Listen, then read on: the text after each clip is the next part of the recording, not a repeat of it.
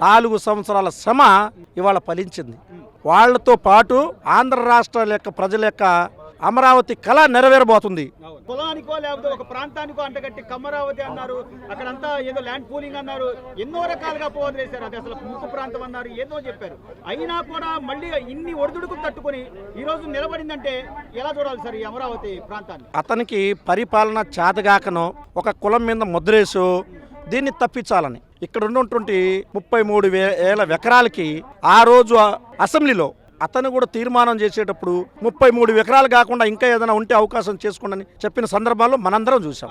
అదే విధంగా ఇక్కడ ఉన్నటువంటి కనీసం ఈ అమరావతిలో పొలాలు ఇచ్చినటువంటి రైతులు ఉంటారు కదండి, ఈ రైతుల్లో ఎంతమంది ఎస్సీలు, ఎంతమంది ఎస్టీలు, ఎంతమంది బీసీలు, ఎంతమంది ఓసీలు అని తెలియకుండా ఉంటుందండి.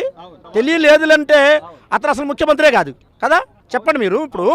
ఇప్పుడు ఎస్సీల పొలం 2 ఎకరాలండి, ఎస్టీల పొలాలు 3 ఎకరాలు, బీసీలు ఒక 5 ఎకరాలు, ఓసీలు ఒక 3 ఎకరాలు లేకుండా ఉంటుందండి. తెలిసిద్ది ఒక కులం మీద ముద్రేసేసి దీన్ని ఏదో నాశనం చేయాలి. అదే చెబుతున్నా. ఇప్పుడు తాడికొండ నియోజకవర్గం ఏదండి, ఎస్సీ కదా. ఎస్సీలో పొలాలు ఉండవా ఏంది? మరి ఎందుకు